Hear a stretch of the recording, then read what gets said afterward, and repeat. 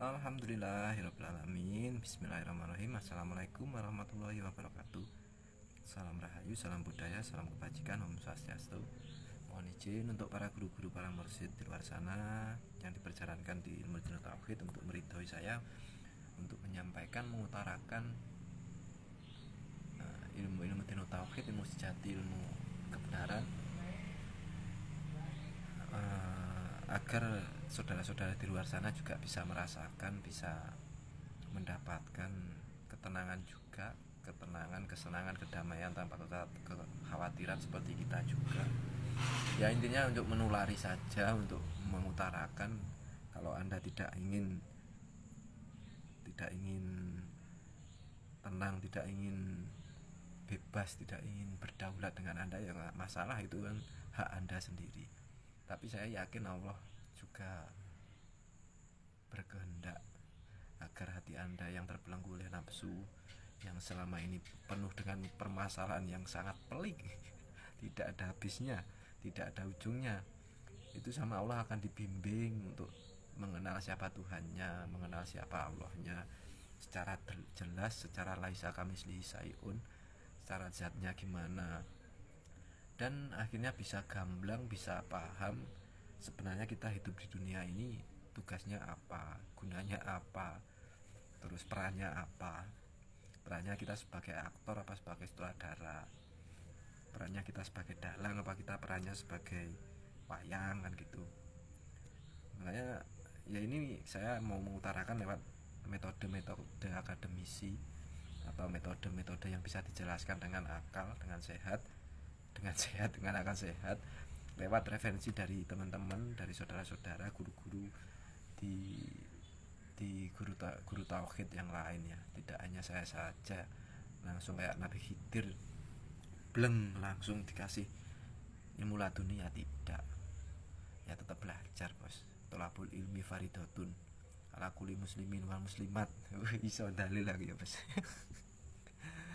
Ini bukan berarti kita tidak belajar, ya enggak, bos. Kita ya harus belajar. Maksudnya kenapa harus belajar? Untuk mengingat kata-kata, mengingat pelajaran, untuk mengingat kita harus menempatkan diri kita biar cocok dengan Anda, biar lebih bisa dicerna dengan baik, itu kan harus belajar. Tidak harus ini itu sakarepe dhewe. Kamu harus dengan lewat jalan bahasa kinayah, bahasa sanepan, bahasa isyarah, kan repot. Kayak di sini mau saya utarakan dengan bahasa akademis, bahasa pembelajaran yang umumnya kita dari SD, dari TK ya, biar kita sama-sama paham. Yang mana kemarin udah di level atau menghayati, di materi menghayati Allah, dari penghayatan, di level meyakini, menjalani, dan memahami, itu kan udah. Semoga bisa dilihat sebelumnya di video saya. Kalau kurang paham nanti diulang lagi. Nanti pada ujungnya adalah kenapa kok dikatakan bertorikoh, bertauhid itu harus. Karena ya mencari ilmu torikoh, mencari ilmu kebenaran itu gampang, sangat gampang sekali. Yang susah itu mencari benar, atau yang paling susah itu bertauhid. Kalau mencari ilmu tauhidnya gampang, untuk bertauhid yang susah. Makanya di sini ya, ini ada kata-kata kan, orang itu ketika belum yakin dengan kebenaran, dia masih gelisah, dia begitu. Tapi begitu dia yakin dengan kebenarannya, dia akan sukunun nafas, tenang yang begitu tenang, wis gak enak apa-apa, wis bingung, gak butuh apa-apa, gak butuh ini, gak butuh itu, gak butuh dibenarkan, gak butuh didukung, wis pokoknya lillahi ta'ala tok, wis la haula wala quwata illa billahil aliyil azim, wis ngono ae. Itu yang nanti digongnya di situ. Ini masih banyak lagi, mas, pelajarannya masih panjang. Makanya ini harus pelan-pelan, harus satu-satu. Walaupun videonya cuma 10-15 menit lah ya, nggak masalah. Biar kita tetap bisa terus menerus bertolabul ilmi faridatun. harus selalu mencari ilmu, mencari pembelajaran yang membuat hati kita tenang. Tapi ketika nanti sudah paham, pasti otomatis bertambah iman. Kalau bertambah iman jangan sebatas mengimani, harus ada tindakan biar kita tambah naik kelas, biar tambah mantep lewat kholwat, lewat dzikir sirul asror, lewat dzikir sir, lewat dzikir nafi isbat, dan juga yang namanya sholat daim, sholat yang kalau orang awam, kalau orang di syariat mungkin sholat yang 24 jam, tapi orang hakikat kan bisa dirumuskan atau dijabarkan itu adalah sholat yang sampai ila yaumil qiyamah, yaumil hisab, yaumil liqa'illah sampai nanti sudah ya kita itu memang sifatnya hanya menyembah Tuhan ila yaumil akhir gitu ya bos ya. Makanya di sini kita sudah membahas juga tentang keahatan. Ahad itu untuk menghayati Allah. Ahad itu adalah Allah yang secara akademis atau secara apa ya, secara teologi Allah itu yang serba tidak beranak, tidak makan, tidak minum, tidak tidur, tidak capek, tidak pusing seperti Anda seperti kita ya, jangan Anda gak enak aku kayak kesannya mengejek, padahal yang enggak ya. Mungkin kalau menganggap saya mengejek ya ajakan saya hanya ingin membangun Anda biar tidak pusing kan gitu loh. Makanya harus positive thinking sama Tuhan, jangan negative thinking dok sama Gusti Allah. Itu yang di level ahad. Untuk yang di level wahid itu bersifat sifat penyayangnya, kebesarannya dan kekuasaannya. Makanya nyapo atau kenapa Anda harus belajar untuk menghayati Allah di tingkat-tingkat ini, tingkat ahad, wahid dan juga wadah. Karena ya ketika Allah menunjukkan kebesarannya, kekuasaannya, Anda pusing. Gunung meletus, bleng, Anda pusing. Uang habis, bleng, Anda ngeluh. Sakit kepala pekerjaan hilang, bleng, Anda tidur pusing, mau ngapain ngeluh. Terus seumpama beras habis, wes pusing lagi, harus gimana. Itu kan ketika sifat kekuasaannya Allah muncul. Anda kalau tidak dekat dengan Allah, mau minta siapa, mau minta siapapun sudah tidak mempercayai Anda, kan ya repot. Teman yang dulu sangat dekat ketika Anda sukses sekarang menjauh, terus mau lari kemana kalau tidak ke Allah Subhanahu wa Ta'ala. Makanya itu di level situ aja Anda harus memahami. Ini kan biar bisa Anda menteologikan ya. Kok menteologikan sih? Bukan menteologi. Namanya adalah teologi. Teologinya itu adalah faith seeking understanding, keimanan yang mencari pemahaman, tidak sekedar percaya tapi mengerti argumennya atau alasannya. Ayo alasannya Allah kuasa itu apa sih? Nyapa tuh Gusti Allah kayak kuasa membuat orang enak-enak punya uang banyak tiba-tiba dimiskinkan kan ya. Kadang belum bertauhid ya susah, kita pasti pusing yang dimaksud Allah itu apa, keinginan Allah itu apa.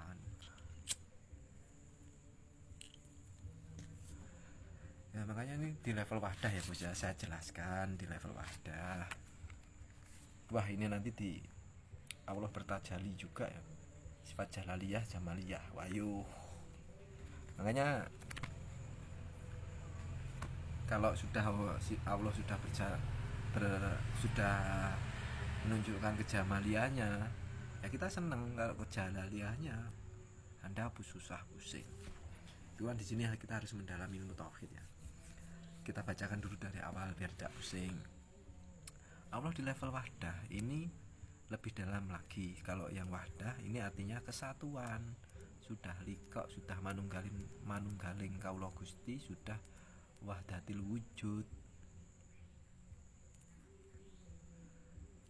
Ya ngomongnya apa ya, bener Mas? Ngomongnya apa? Mana buktinya? Gini loh analoginya. Anda tidak perokok, terus tahu, Mas enaknya ngerokok apa? Enaknya ya ya gitu. Kalau Anda tidak merokok sendiri ya nggak tahu nikmatnya. Nah, makanya ketika Anda, Mas masa ada sih orang kayak gitu, rasanya gimana? Ya nggak bisa dijelaskan. Kalau Anda tidak masuk menyelami itu ya nggak bisa dijelaskan. Walaupun secara jelas kita menggamblangkan ya, kadang ya hanya bisa mengevaluasi diri saya aja. Nikmatnya seperti ini, indahnya seperti ini. Anda hanya untuk sebagai pendengar setia, hanya sekedar memahami, meyakini, tidak sampai menjalani. Makanya tiga-tiganya harus kita jalankan. Gitu loh, Bos. Level yang menjelaskan bahwa Allah ada dalam segalanya. Wahyu. Allah itu meliputi segalanya. Allah itu bermanifestasi alam semesta.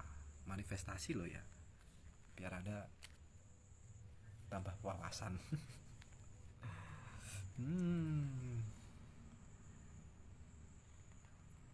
Allah hadir dalam keseharian kita. Allah ada dalam sekeliling kita. Wahdah, artinya wahdah. Kalau ada ayat yang bunyinya innallaha bikulli syai'im muhit, Allah itu meliputi segalanya. Ayo kon pusing kan? Kalau di kepala nggak bisa, ini buat transit aja.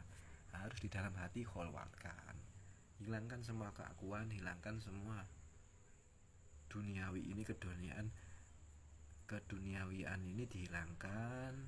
Dikir sir dulu, pakai sirul asror, dikir nafi isbat, kenali sifat wajib Allah yang 20, sifat jaiznya Allah 1, sifat mustahilnya Allah yang 20. Nanti lama kelamaan paham siapa Tuhan kita secara jelas.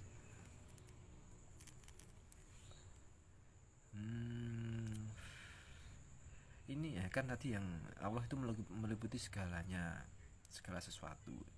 Ini Allah di level wahdah. Jadi level wahdah ini Allah yang ada dalam segalanya. Maka kalau dalam tasawuf itu ada pandangan bahwa rasakan kehadiran Allah dalam segalanya. Ini ada di dalam sirul asror. Sirul asrornya Gus Melason kan cocok semua, cocok logi. Makanya di dunia ini nggak ada yang salah wis loh. Anda masih berkecimpung salah benar walah wis. Itu udah lama, seharusnya Anda dulu di level atau di tahapan syariat, di tahapan sanawi, ibtidak, terus aliyah, itu harusnya sudah paham di situ. Ketika sekarang udah tua, udah punya anak istri, belum tua juga belum nikah, ya segera pahami ini. Maaf ya terlalu celometan ya, nggak apa-apa, yang penting kita paham. Wajib panjang deh, alhamdulillah. Ini Allah yang di level wahdah. Gambarannya level wahdah itu seperti ini maksudnya ada dua. Allah itu tajali, bertajali. Jadi tajali Allah itu bermanifestasikan diri. Jadi Allah bertajali itu bermanifestasikan diri. Tapi kalau yang diajarkan Syekh Siti Jenar, beliau terlalu barbar. Beliau langsung ana la ilaha illa ana Allah. Jadi biar lebih cepat yakin, biar lebih paham, biar kamu itu merasakan kamu itu juga diliputi Allah, itu dengan cara level-level seperti itu. Terlalu langsung langsung to the point, tidak melewati metode atau materi-materi akademisi. Kayaknya di situ kalau kita langsung repot. Makanya repot gini, kita diajari tentang barbar, langsung barbar ya. Barbar dalam artian kayak tadi Allah meliputi segalanya ya Allah. Itu kita kok barbar banget, gak enak ya. Nah, itu kita bingung. Lewat bahasa kinayah, bahasa sanepan, bahasa isyarah, kita bingung. Cari galinya kangkung, cari susu angin, tacai kuntul mabur, itu kan bingung. Pusing lagi. Makanya kita harus lewat akademisi, lewat penjelasan secara teologi yang yang teologi kita itu biar masuk ke dalam logika, bisa dijelaskan dan ngerti alasannya gitu loh bos. Allah bertajalli, makanya bermanifestasi. Jalaliyah sama jamaliyah. Allah bertajalli artinya bermanifestasi diri.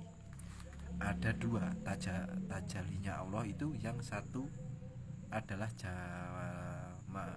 jalaliyah, yang satunya lagi jamaliyah. Berarti ada dua tajalinya Allah. Tajali sama jamaliyah, jalaliyah beda loh ya. Tajali itu bermanifestasi, jamaliyah, jalaliyah itu manifestasinya. Itu ada dua contohnya. Jalaliyah itu keagungan, jamaliyah keindahan. Nah, ini biar Anda lebih penasaran lagi ya nanti ya. Sifat jalaliyah itu keagungan. Yang dimaksud keagungan berkuasa. Nah, jamaliyah itu keindahan. Gunung, langsung ke istri aja ya. Istri Anda indah, cantik, mesra, bahenol mungkin ya, naudzubillah kayak tombrut apa glowing, itu sifat jamaliyahnya Allah. Terus enggak kereng tuh ya, lembut, tidak marah-marah, itu jamaliyah Allah. Tapi ketika Allah bermanifestasi lewat